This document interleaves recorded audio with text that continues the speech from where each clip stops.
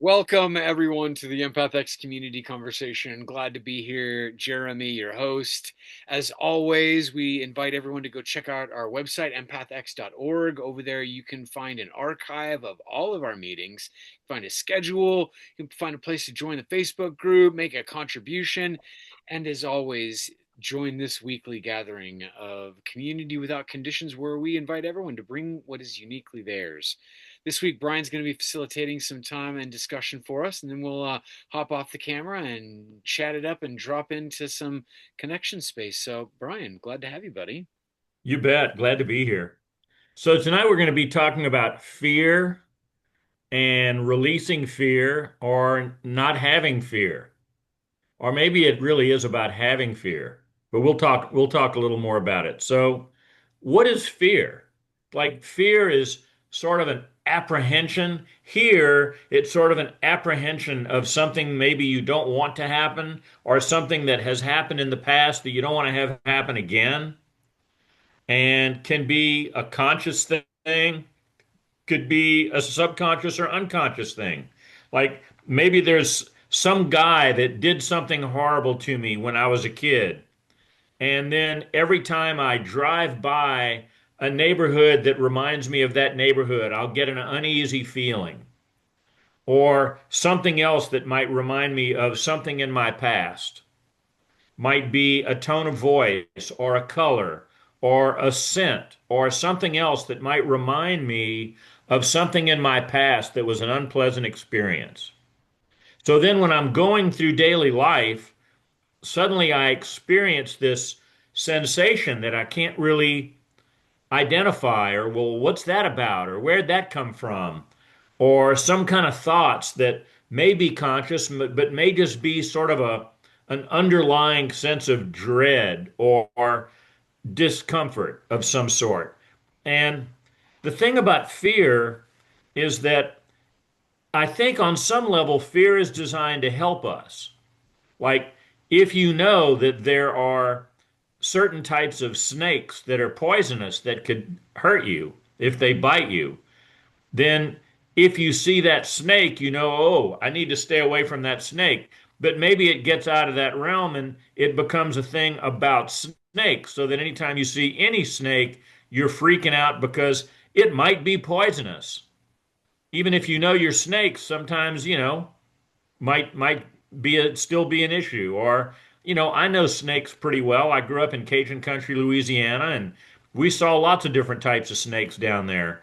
But I didn't necessarily know every species of snake, so if I saw one I recognized, that would be okay. I could go over and pick that snake up and say, "Oh, look, it's a rat snake." And, my sister would go "Ah," and freak out because she didn't know much about snakes and didn't really care to. But the fear can be about pretty much anything. It could be, I'm afraid to go into a class that I've never taken before because maybe some teacher said something to me that I didn't like or that embarrassed me or something like that. It could be anything. The point is that there's a discomfort there. And sometimes fear is logical, like there's a reasonable explanation for it, but sometimes there's no reasonable explanation for the fear, but it's still there. So, what do we do with that?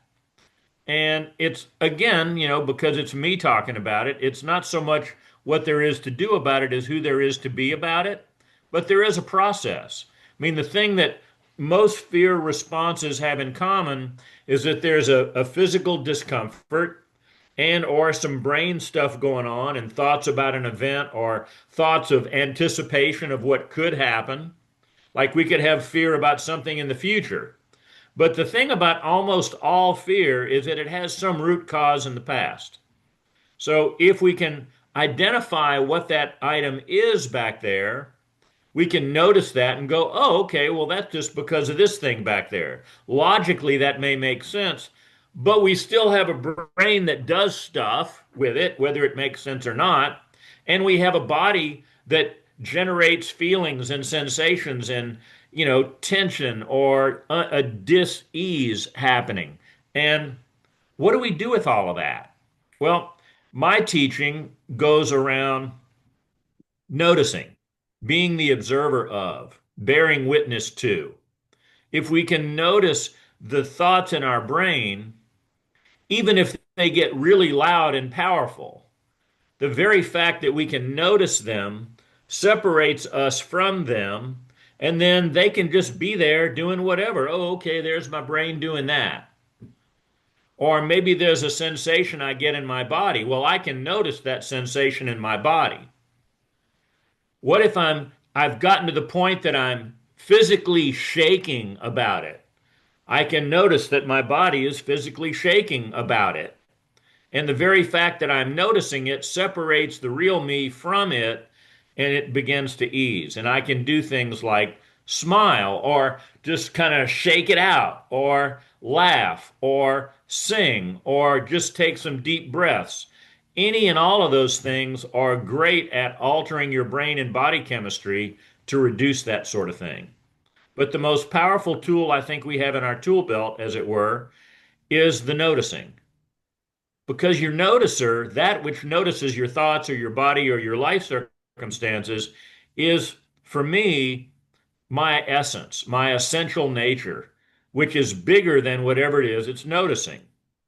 Like if I can notice I've got a back pain, if I can just notice that, that which is noticing that is bigger than the back pain. It may or may not help the back pain, but if I can identify a thought or event that may have led to the tension in my back, I can begin to release that and work through that. But again, the biggest thing is being the noticer of it. When I'm being the noticer of it, I'm standing in a place separate from it, which is the first start to disempower it.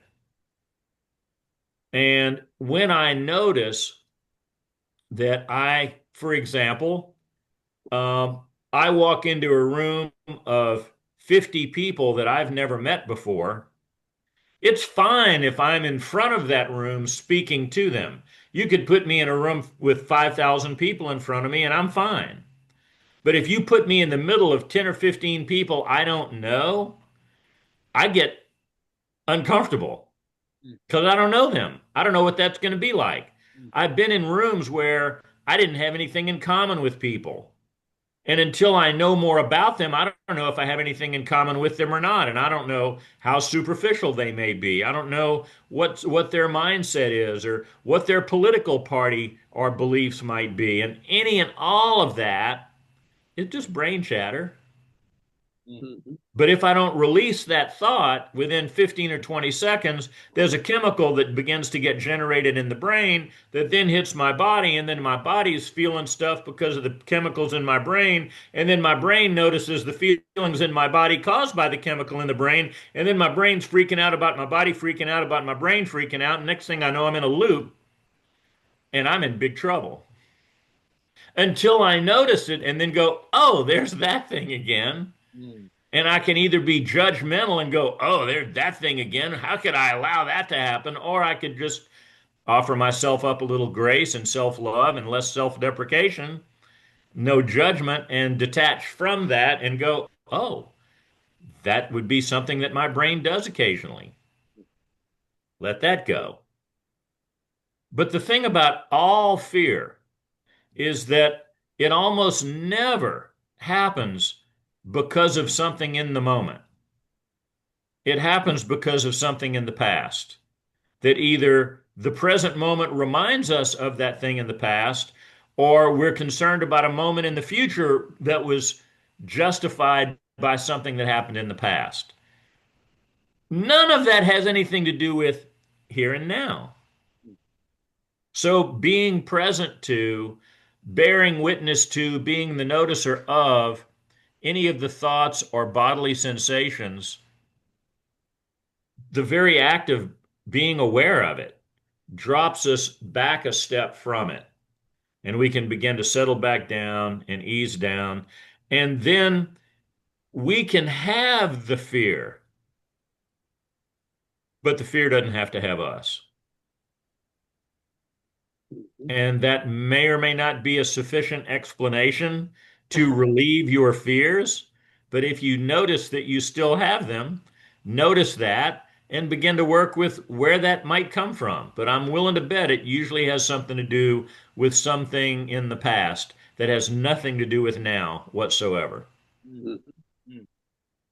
Thank So you. be present and be the noticer of it. I And that's love what it. I got. Yeah. I love these practices of just keep coming back to it, keep coming back to it. And I was gonna throw a monkey wrench starting off. If Go it, for it. uh that I never want to live a life without fear. And it's play on words, but to me, it's the space of when it arises, I get to practice courage. Yeah, very good. I'm messing with you, right? But just that space of No, but I get it. And here's the thing, I'm glad you brought courage up because courage, people think courage eliminates fear. It doesn't, and it no, doesn't have to. no, Courage, root word core, meaning heart, it's heartage. yeah, And if you see something like everyone who's ever served in the military, I have infinite amount of respect for because you'll never convince me those people don't have fear coming up, but they have their fear and their heart that's driving what it is they have to do to serve, to live a life of service to our country or to their group of people or wherever it is they're serving. That commitment to service, heart centered, heartfelt, is bigger than the fear that may come up. sure, yeah, getting to practice those things. It's not about eliminating fear. It's about having that which is sourcing your being, your heartness, your caring, your love for whatever the cause or person or situation might be, that's bigger than the fear. Yeah. Fear is still present, but it's relegated to secondary. Yeah, and also too, it's like just like anything else, it gets easier, lighter, faster. You get more able. Like you said, that everything it begins with that coming into the role of the observer, the noticer, as you say, right? That Yeah. having that practice right there, just like I think one of the most skipped over things that we notice. Oh, I'm afraid and I don't want this. That right there is the biggest piece of it. Just noticing that you're in it and that you don't want it and you want to try something different. That right there is like 80% of the work. It is, at least. Yeah, agreed. Sven, I hear you over there wanting to jump It in. it reminds me of when I was a little kid and watching scary movies, and having to sit with your family and trying to act like you're not all afraid. And I came up with a trick to just pan back behind the camera and sit in the director's chair or in the photographer's chair and see what they're filming, and it takes your mind off of where they're trying to lead you into fear and shorten your breath and your life. And it was about, I don't know, when I turned 50, I applied that same trick to rooms of 15 people that I did not know. And I zoomed back a little and kind of zoomed them back and realized we're all just one little spark, and Yeah. they have absolutely no power over me. I mean, 15 to 1, that's pretty bad odds. So don't go in swinging. Yeah, I hear forget that. that part. That's a Yeah, but great. you can always go back behind the camera Yeah. and peer behind, because every one of us, none of us has any fucking clue what is going on Yeah. in the present moment. We can only observe and react because we have a mind. It's one step added that doesn't need to be there to experience the present moment. It won't let you. Right. And I really appreciate you bringing up that tool. I want to highlight that in this space in this community, we're all about our tools and practice, and that space of just having a perspective of being behind yourself or taking like Yeah. an intentional director's perspective is a great tool for awareness. Great tool for coming into that role of the noticer. So I don't think we've mentioned that one here yet before. Maybe we have, and I just forgot. I've not heard it and I really like it. Yeah, yeah, same. Yeah, thank you, Sven. Yeah. Karen, did you want to jump in? Yeah, I do. I had panic attacks for a lot of my life, and they started, I think, my second semester in college. And a panic attack is it's sort of the ultimate example of that cycle that Brian was talking about. It becomes a snake eating its tail. You have with me, it started with a physical reaction, worry about what is going on here, which causes, more of those chemicals, which causes more worry. And my solution was to remove myself from whatever situation I was in. So the first time it happened, I was in classroom. So I got up and left. And and I almost flunked out of my third semester of college because it got to a point where I couldn't walk into a classroom because this fear that I had was generalizing. So um, eventually it got better kind of on its own. I think I sort of realized that all of the things that I was afraid of regarding the panic attack weren't things that were actually going to happen. So I learned how to write it out, but they still kept happening. And then I read just very recently, but I think it was maybe 5 years ago. I read a book, was published in the 70s. It's called Hope and Help for Your Nerves, Mm. which, is a very antiquated sort of way of looking at this is by Dr. Claire Weekes, Weekes. But she has like this four-step process. And the very first thing is face it. So it's like, it's another way of saying notice it. Instead of running away from it, instead of removing yourself from that situation, say, I'm having a panic attack. Yeah. And then describe your physical sensations to yourself, or she suggests even aloud. Mhm. And once I do that, it's like, okay, I'm sort of feeling this crawly sensation on my skin, and I've got butterflies in my stomach, and my whatever. What I realize is whatever that is just what it is. It's just a physical sensation in my body. And can I tolerate that? Yeah, I can. And once you sort of have that realization, it kind of breaks that cycle. There's a couple other steps too, which are, she says, the third one is float past it. So, like, imagine yourself floating Mhm. either on water if you swim, or if you don't swim or you're afraid of water, imagine yourself on a cloud. Because when you do that, your body physically relaxes. And so it breaks that chemical cycle. And the fourth step is understand that this will take time. So be patient with yourself. But that first step of face it Mhm. was what I was not doing. I was running away from it, and it just made it worse. Yeah. It just made it worse. Once I stopped and went, okay, this is what it is. I'm having a panic attack. And I never knew why. I mean, a pretty good idea why it was happening. I don't think it was tagged to one specific thing in the past. I certainly didn't have any negative traumatic associations around classrooms. Just happened to be where I was the first time that it happened. But yeah, anyway.